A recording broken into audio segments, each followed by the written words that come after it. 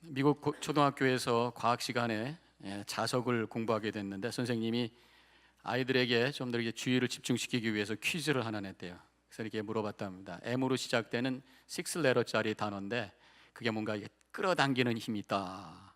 그래서 선생님이 대답을 듣기 원하는 게 뭐겠어요? MAGNET, magnet, 자석이라는 말인데 애들은 다 같이 마다 하고 이제 소리를 질렀다 그럽니다. 애들에게 있어서는 자신을 끌어당기는 힘이 바로 어머니라는 거죠. 아무리 어른이 되어도 이 어머니라는 말 그거를 우리가 표현했을 때 가슴에 뭔가 이렇게 와닿는 느낌이 있습니다. 마음이 촉촉하게 되고 마음이 뭉클거리는 그 단어가 바로 어머니라는 단어입니다.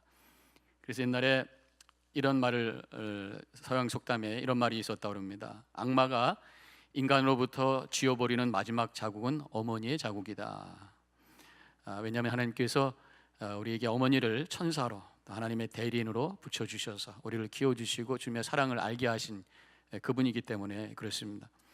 어떤 목사님이 가끔 한국에 있는 목사님이 교도소를 방문하게 되는데 성도님들 또 아는 분들 또 거기에 있는 분들 상담해 주기 위해서 가게 되는데 간간히 가게 되면은 그 방에서 나는 소리가 들립니다. 어머니 하면서 울부짖는 소리가 난다는 거죠. 감옥에 와서 있으면서 너무 힘들고 후회스러울 때 어머니를 찾는 거죠. 그렇게 마지막 양심, 이것이 어머니라는 거예요. 근데 이 목사님 말씀 재미있는 게 아버지 그러는 사람 못 들어봤대. 다 어머니 그러더라고요. 그만큼 어머니의 사랑이 귀하다고 하는 것입니다. 우리 예수님도 어머니의 사랑을 그 누구보다도 많이 체험했던 분이 아니겠는가 싶습니다. 왜냐하면 예수님의 어머니 마리아가 남자를 알기 전에 아기를 가졌잖아요. 물론 요셉에 의해서 다행히 그것이 거두어졌기 때문에 문제가 없었지. 사실 그 당시에 그것이 공개됐었으면은 거의 뭐 죽음을 맛볼 수밖에 없는 상황이 될 수 있었던 그때에 자식을 갖고 또 아들을 낳았을 때 얼마나 애지중지 키웠겠는가. 그래서 우리 예수님도 어머니의 사랑을 많이 느꼈을 것 같습니다. 그래서 예수님께서 어떤 자신의 심정을 표현할 때 때로는 모성적인 표현을 하기도 했어요. 누가복음 13장 34절에서 암탉이 새끼를 날개 아래 모음같이 내가 너희의 자녀를 모으려고 한 일이 몇 번이냐 그러면서 그 모성적인 심정을 표현했던 것을 보게 됩니다.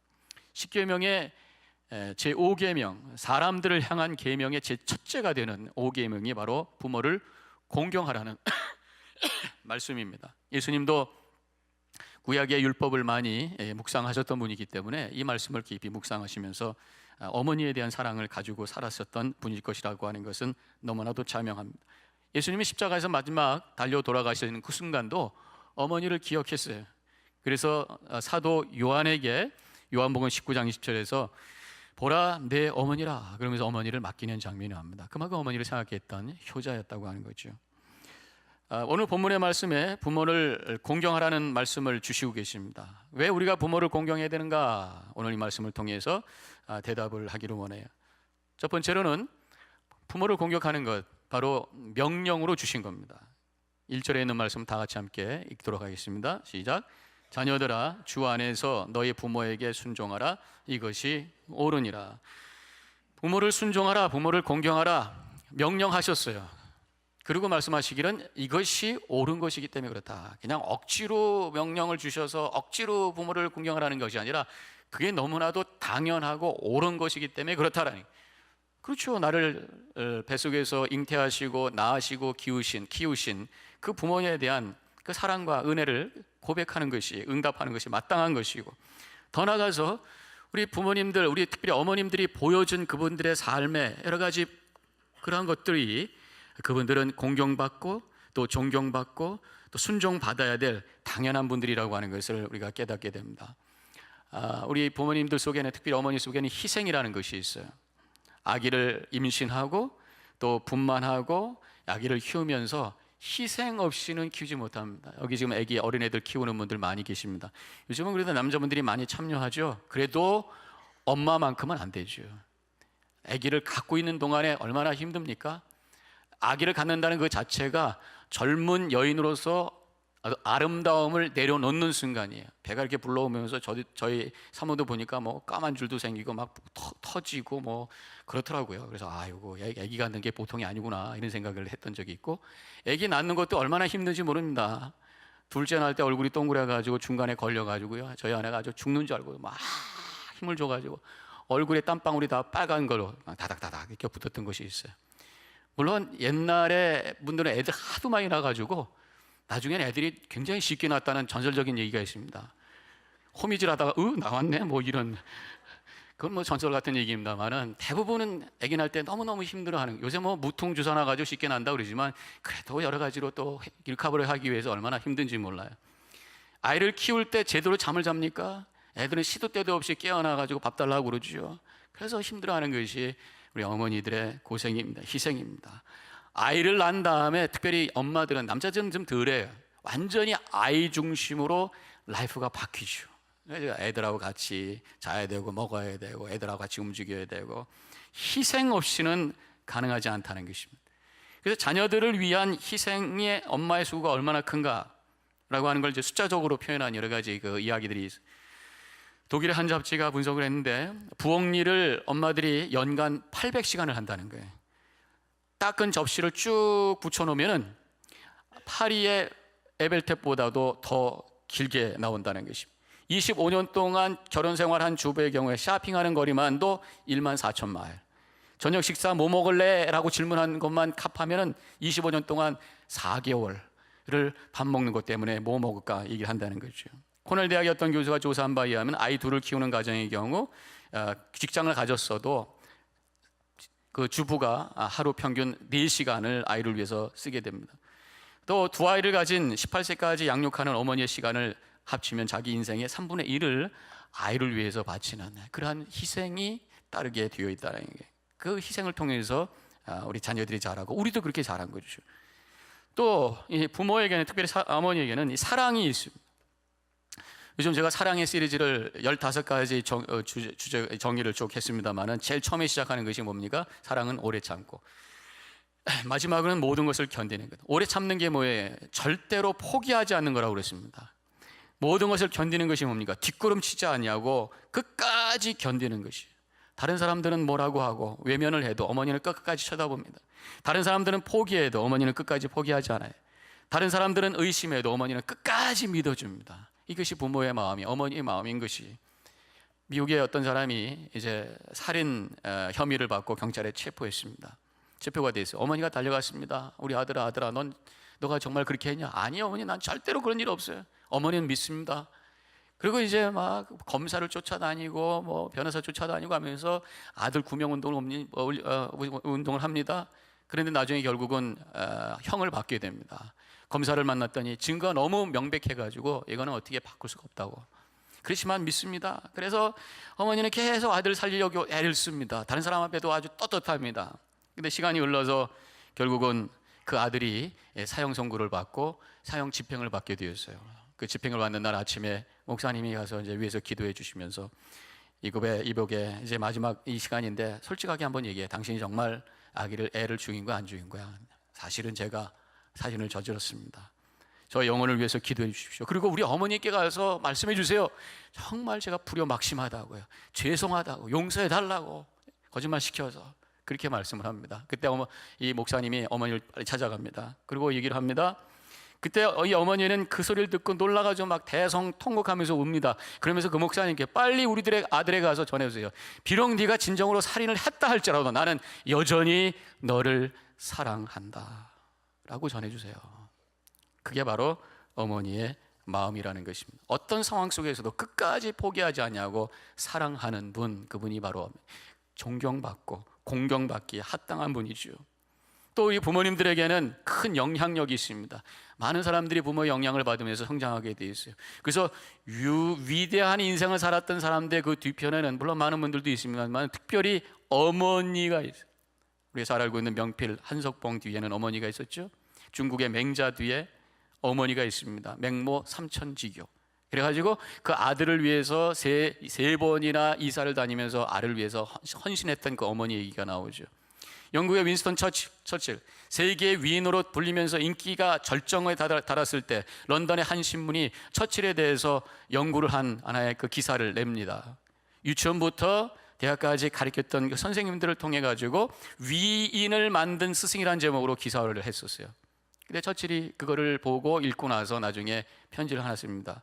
귀신문의 조사에 나의 가장 위대한 스승 한 사람이 빠졌습니다. 그분은 바로 나의 어머니십니다. 위대한 인물 뒤에는 어머니가 있다라는 것입니다. 위대한 영향력을 주었던 어머니의 대표로 우리가 알고 있는 분 중에 한 분이 바로 고백록을 쓴 성 어거스틴의 어머니예요. 9년 동안 이단에 빠지고 세상 향락에 빠졌던 이 어거스틴을 눈물의 기도로 그를 바꿔놓고 위대한 신앙의 선조로 세워놨던 그분이 바로 어머니였다라고 하는 거예요. 그래서 어거스틴은 자신의 참회록 유명한 그 책에 이렇게 고백을 하고 있습니다. 오 지극히 높은 곳에 계신 하나님이여, 나를 위해 펼쳐주신 당신의 손은 이 깊은 흑암으로부터 나를 건져주셨습니다. 이는 나의 어머니가 무릎 꿇고 눈물로 당신께 기도드린 까닭입니다. 당신의 신실한 요종인 나의 어머니는 보통 어머니들이 죽은 자식을 위해 우는 것보다 살아있는 나를 위해서 더 많이 울어주셨습니다. 어머니가 늘 기도하는 곳은 눈물로 바닥이 흥건하게 접근하였습니다. 하나님은 자식을 위해 흘린 눈물의 기도를 뚫어주셨고 그 눈물을 멸시하지 않으셨습니다. 어머니의 눈물 때문에 내가 이렇게 됐습니다 라고 하는 고백을 그가 하고 있다고 하는 것이에요.